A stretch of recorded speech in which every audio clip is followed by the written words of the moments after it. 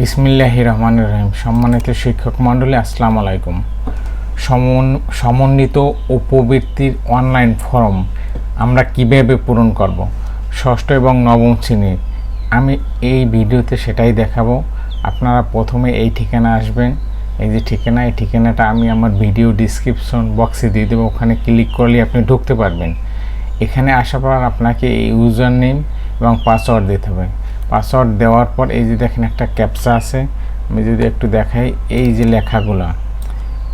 লেখাগুলো আপনারা এই ঘরটায় যে ক্যাপচা শব্দটি লিখুন, এই অক্ষরগুলো যেভাবে আছে ছোট হাতের থাকলে ছোট হাতের, বড় হাতের থাকলে বড় হাতের লিখে লগ ইন করবেন। তা আমি লগ ইন করতেছি। লগ ইন করলে এরকম একটা ইন্টারফেস আসবে। এরকম ইন্টারফেস আসার পর আপনাকে এই উপবৃত্তির নতুন ফর্ম পূরণের জন্য আপনাকে যেতে হবে, এই যে দেখুন প্রাথমিক নির্বাচন, আপনি এখানে ক্লিক করবেন। এখানে ক্লিক করলে এখানে দেখেন তিনটা অপশন আছে। নতুন শিক্ষার্থী এন্ট্রি, শিক্ষার্থীর প্রাথমিক তালিকা, উপজেলায় তালিকা জমাদান। তা আপনাকে প্রথমে কি করতে হবে, নতুন শিক্ষার্থী এন্ট্রি করবেন। সব শিক্ষার্থী এন্ট্রি হয়ে গেলে এই যে উপজেলায় তালিকা জমাদান, এখান থেকে আপনার উপজেলায় জমা দিতে হবে। তা নতুন শিক্ষার্থী এন্ট্রি আমি এখানে ক্লিক করলাম। করলে আপনার এরকম একটা ফর্ম আসবে। এখানে ভর্তির শিক্ষাবর্ষ দেওয়া থাকবে, অর্থবছর দেওয়া থাকবে। এগুলো আপনাদের কিছুই করার দরকার নাই। আপনাদের যে কাজগুলো লাগবে, শিক্ষার্থীর জন্ম সনদ নম্বর, এখানে শিক্ষার্থীর জন্ম সনদ নাম্বার দিবেন। তারপর শিক্ষার্থীর জন্ম তারিখ দেওয়ার পর এই যে এখানে দেখুন জন্ম সনদ নম্বর যাচাই করুন, এখানে আপনাকে ক্লিক করতে হবে। ক্লিক করলে এটা যদি অনলাইন জন্ম সনদ হয় তাহলে এটা যাচাই হবে, আর যদি অনলাইন না হয় তাহলে এই শিক্ষার্থীর জন্য আপনি ফর্ম পূরণ করতে পারবেন না। এরপর শিক্ষার্থীর নাম বাংলায়, শিক্ষার্থীর নাম ইংরেজিতে, এরপর পিতার এনআইডি, পিতার জন্ম তারিখ দেওয়ার পর আবার এই যে পিতার জাতীয় পরিচয়পত্র যাচাই করার জন্য এখানে আপনি ক্লিক করবেন। এরপর পিতার নাম বাংলায়, পিতার নাম ইংরেজিতে, এরপর মাতার এনআইডি, মাতার জন্ম তারিখ দিয়ে আবার মাতার এনআইডি আপনাকে যাচাই করতে হবে। যাচাইয়ের জন্য আপনি এখানে ক্লিক করবেন। যদি এটা সঠিক হয় তাহলে যাচাই হবে। এরপর মাতার নাম বাংলায়, মাতার নাম ইংরেজিতে, শিক্ষার্থীর জেন্ডার, এখানে যদি মেয়ে হয় মহিলা, পুরুষ হলে তো পুরুষ, ছেলে হলে পুরুষ, এবং যদি তৃতীয় লিঙ্গ হয় তাহলে তৃতীয় লিঙ্গে দিবেন। এরপরের যে ধাপ এটা আছে দেখুন স্থায়ী ঠিকানা। এই যে শিক্ষার্থী, ওই শিক্ষার্থীর স্থায়ী ঠিকানা আপনি এখানে দিবেন। এখানে আছে বিভাগ, বিভাগের পর জেলা, জেলার পর উপজেলা, তারপর পৌরসভা অথবা ইউনিয়ন। এখানে ইউনিয়ন সিলেক্ট করবেন। করার পর ওয়ার্ডটা লিখে দেবে এবং পোস্ট কোড লিখবেন, ঠিকানা লিখবেন। ঠিকানা এখানে আপনি গ্রামের নাম লিখতে, এটা গেল ওই শিক্ষার্থীর স্থায়ী ঠিকানা। এরপর আছে শিক্ষা সংক্রান্ত তথ্য। এখানে দেখুন পূর্ববর্তী শিক্ষাগত তথ্য, অর্থাৎ এই শিক্ষার্থী যদি এখন ষষ্ঠ শ্রেণীতে থাকে তাহলে এর তথ্য হবে 5-এর যে তথ্যটা ওটা হবে। আর যদি নবমে হয় তাহলে ওই শিক্ষার্থী যে প্রতিষ্ঠানে পড়াশোনা করছে ওই প্রতিষ্ঠানের তথ্য। এখান থেকে আপনি বিভাগ সিলেক্ট করবেন, জেলা, উপজেলা, পৌরসভা, তারপর বোর্ডের ক্ষেত্রে যদি ষষ্ঠ শ্রেণীতে হয় তাহলে কিন্তু আপনি ডিপিই দেবেন, আর যদি নবম হয় তখন বোর্ড সিলেক্ট করবেন। এরপর প্রতিষ্ঠানের ধরন এখানে দেখুন জেনারেল অথবা মাদ্রাসা। যদি ওই শিক্ষার্থী মাদ্রাসা থেকে স্কুলে আসে তাহলে মাদ্রাসা দেবেন, আর যদি জেনারেল থেকে আপনার প্রতিষ্ঠানে আসে বা আপনার প্রতিষ্ঠান যদি জেনারেল হয় জেনারেল দেবেন, স্কুলগুলো হলে জেনারেল। এবার প্রতিষ্ঠানের নাম এখানে অটোমেটিক আসবে। এখানে যদি আমরা বিভাগ সিলেক্ট করি, তারপর জেলা, উপজেলা যদি সিলেক্ট করি তাহলে এখানে দেখুন এই যে প্রতিষ্ঠান, আপনার এই উপজেলায় যতগুলো প্রতিষ্ঠান আছে হাই স্কুল এবং প্রাথমিক বিদ্যালয় সবগুলো কিন্তু এখানে আসবে। এখানে সবগুলো আসলে আপনার যেটা ওই শিক্ষার্থীর ক্ষেত্রে উপযুক্ত সেটা আপনি নির্বাচন করবেন। করার পর এখান থেকে আপনি শ্রেণী নির্বাচন করবেন। যেহেতু পূর্ববর্তী শ্রেণী, তাই ষষ্ঠর ক্ষেত্রে পঞ্চম এবং নবমের ক্ষেত্রে অষ্টম, এটা নির্বাচন করবেন। তারপর পূর্ববর্তী পরীক্ষার নাম, এটা অটোমেটিক আসবে। আপনি যদি এই পঞ্চম সিলেক্ট করেন পঞ্চম আসবে। এই রেজিস্ট্রেশন নাম্বার দরকার নাই, তারপর ফলাফল জিপিএ যেহেতু এখন পরীক্ষা হয় না এটাও দরকার নাই, উত্তীর্ণের বছর যেহেতু 24-23 এটা অটোমেটিক তো দেওয়াই আছে। আর একটু খেয়াল রাখবেন এই যে দেখুন লাল তারকা চিহ্নিত যে ফিল্ডগুলো এগুলো কিন্তু আপনাকে অবশ্যই পূরণ করতে হবে, না কিন্তু আপনার ফর্ম সাবমিট হবে না। এইগুলো শিক্ষা সংক্রান্ত পূর্ববর্তী শিক্ষাগত তথ্য। এখন আসেন বর্তমান শিক্ষাগত তথ্য। এইটা হবে আপনার বিদ্যালয়ে, যেহেতু আপনার বিদ্যালয়ে এই শিক্ষার্থী এখন এই ফর্ম পূরণ করতেছে তাই আপনার বিদ্যালয়ে অটোমেটিক আসবে, যেহেতু আপনি আপনার বিদ্যালয়ে ইউজার আইডি পাসওয়ার্ড দিয়ে লগ ইন করেছেন। এখানে শুধু আপনি সিলেক্ট করবেন শ্রেণী, তাই এখন যদি ষষ্ঠ হয় ষষ্ঠ, নবম হলে নবম। আবার একটু এখানে আছে যদি ষষ্ঠ মাদ্রাসা, নবম মাদ্রাসা, এগুলো মাদ্রাসার ক্ষেত্রে। এরপর বিভাগ, নবম হলে তো বিভাগ আসবে, ষষ্ঠ হলে তো বিভাগ আসবে না। এই যে দেখুন নবম বিভাগ, এখানে বিভাগের দরকার নেই। এরপর শাখা যদি থাকে দিবেন, ক্লাস রোল অবশ্যই লাগবে। এই যে দেখুন লাল তারকা চিহ্নিত ফিল্ড, এটা অবশ্যই লাগবে ক্লাস রোল। অভিভাবকের তথ্য, অভিভাবকের সাথে সম্পর্ক, পিতা হলে পিতা, মাথা হলে মাথা, অন্যান্য হলে অন্যান্য। এরপর জন্ম সনদ নাম্বার অভিভাবকের, এটা যদি না থাকে আপনার দরকার নাই, যেহেতু এখানে লাল তারকা চিহ্নিত ফিল্ড না।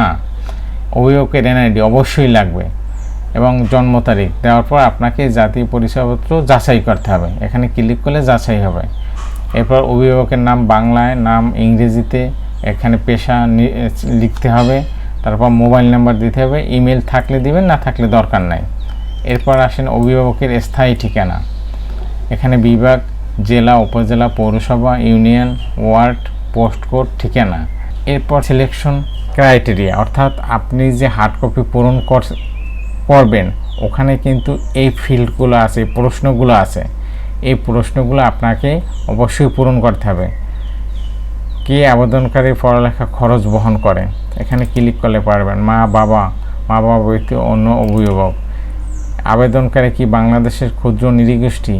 আপনারা এইগুলো আমি সব পড়ব না, এগুলো আপনার পরে দেখবেন, যখন পূরণ করবেন তখন অবশ্যই তো পড়তে হবে। আপনারা এই ইতিপূর্বে আপনার হার্ড কপি পূরণ করবেন, এই হার্ড কপির সাথেই কিন্তু হুবহু মিলে যাবে। এই ফিল্ডগুলো আপনারা ক্লিক করে করে পূরণ করবেন, এগুলো সব ক্লিক করে পূরণ করবেন, এগুলো লিখতে হবে না। এই প্রশ্নগুলো পূরণ করার পর আবেদনকারী অভিভাবকের কোন কোন কার্ড আছে, যদি কোনো কার্ড থাকে এই কার্ড টিক দিচ্ছি না। যদি অভিভাবক বয়স্ক ভাতার কার্ড থাকে, বিধবা ভাতার কার্ড থাকে, স্বামী পরিত্যক্তার কার্ড থাকলে দিবেন, না থাকলে দিবেন না। সর্বশেষ হলো পেমেন্ট তথ্য, এটা খুব গুরুত্বপূর্ণ, এটা আপনারা সাবধানের সহিত পূরণ করবেন। এখন দেখুন পেমেন্টের ধরন, এখানে 3টে অপশন আছে, agent banking, mobile banking, banking. আপনি যদি এজেন্ট ব্যাংকিং দেন তাহলে এজেন্ট ব্যাংকিং সিলেক্ট করবেন। সিলেক্ট করার পর দেখুন ব্যাংক নির্বাচন করবেন, যে ব্যাংকের এজেন্ট ব্যাংক ওই ব্যাংক নির্বাচন করবেন। এরপর শাখা নির্বাচন করবেন, শাখা নির্বাচন করলে রাউটিং নাম্বার অটোমেটিক আসবে। এরপর হিসাবের ধরন অবশ্যই সঞ্চয় হবে। এরপর হিসাবদারির নাম, এখানে হিসাবদারির নাম দিবেন যার নামে হিসাব খুলবে। এরপর হিসাব নং, এখানে হিসাব নাম্বারটা দিতে হবে।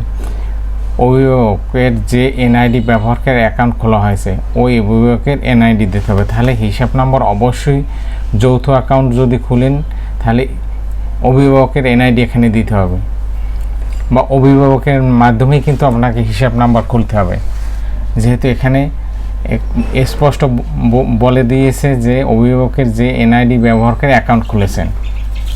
এগুলো এজেন্ট ব্যাংকিং। এরপর আসে মোবাইল ব্যাংকিং। আপনি যদি মোবাইল ব্যাংকিং দেন তাহলে এখানে নির্বাচন করবেন, আমাদের অবশ্যই নগদ নির্বাচন করতে হবে, তাহলে রাউটিং নাম্বার অটোমেটিক আসবে। এরপর হিসাবদারির নাম, এখানে একটা শর্ত আছে যে মোবাইল ব্যাংকের হিসাবদারির নাম অভিভাবকের নাম হবে, এখানে হিসাবদারির নাম হবে অভিভাবকের নাম। হিসাব নং, এটা অবশ্যই মোবাইল নাম্বার হবে যেহেতু মোবাইল ব্যাংকিং। এরপর অভিভাবকের যে এনআইডি ব্যবহার করে অ্যাকাউন্ট খোলা হয়েছে এই এনআইডি নাম্বার এখানে দিয়ে এখানে কিন্তু হিসাব নম্বর যাচাই করতে হবে। মোবাইল ব্যাংকিংয়ের ক্ষেত্রে হিসাব নম্বর অবশ্যই যাচাই করতে হবে। আর একটা আছে দেখি আমরা ব্যাংকিং, যদি ব্যাংকিং দেন তাহলে ব্যাংক সিলেক্ট করতে হবে, তারপর শাখা সিলেক্ট করতে হবে। শাখা সিলেক্ট করলে অটোমেটিক রাউটিং নাম্বার আসবে। এরপর সঞ্চয় হিসাব, অবশ্যই সঞ্চয় হিসাবেই খুলি সবাই। হিসাবদারির নাম, এখানে হিসাবদারির নাম হবে অবশ্যই অভিভাবকের নাম, অথবা যদি শিক্ষার্থীর নামও হয় তাহলে যেহেতু এখানে শিক্ষার্থীর অ্যাকাউন্ট খুলতে হলে অভিভাবক এবং শিক্ষার্থী যৌথ অ্যাকাউন্ট খুলতে হয়। তাই অভিভাবকের যে এনআইডি ব্যবহার করে অ্যাকাউন্ট খোলা হয়েছে তাহলে অবশ্যই অভিভাবকের নামেই অ্যাকাউন্ট খুলতে হবে, ওই এনআইডি এখানে দেবেন। আপনারা যেটা দেন এখান থেকে যে তিনটার যে অপশনটা দেন, দেওয়ার পর এই তথ্যগুলো পূরণ করে ফর্মগুলো সম্পূর্ণ পূরণ হয়ে গেলে এই যে দেখুন সংরক্ষণ করুন, এইখানে আপনারা ক্লিক করবেন। এইখানে ক্লিক করলে এই ফর্মটা সংরক্ষিত হবে। এভাবে প্রত্যেকটা ফর্ম আপনি সংরক্ষণ করার পর আপনার বিদ্যালয়ের সব শিক্ষার্থীর তথ্য এন্ট্রি হওয়ার পর এই যে দেখুন এখানে আছে উপজেলায় তালিকা জমাদান, এখানে আপনারা ক্লিক করবেন।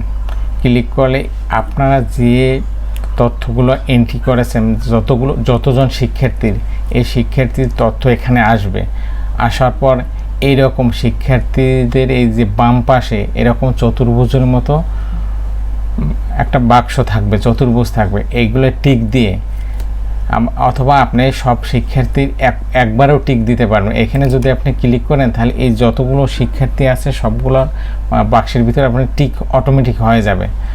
হয়ে যাওয়ার পর আপনাকে এই যে উপজেলাতে পাঠান, এখানে যদি আপনি ক্লিক করেন তাহলে আপনার এই শিক্ষার্থীর তথ্যগুলো সব উপজেলায় মাধ্যমিক শিক্ষা অফিসারের কাছে চলে যাবে।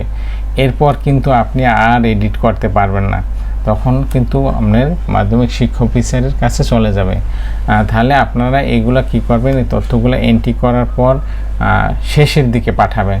যদি কোনো তথ্য এডিট করা থাকে তাহলে এডিট করতে পারবেন। ধন্যবাদ সম্মানিত শিক্ষক মণ্ডলী, আসসালামু আলাইকুম।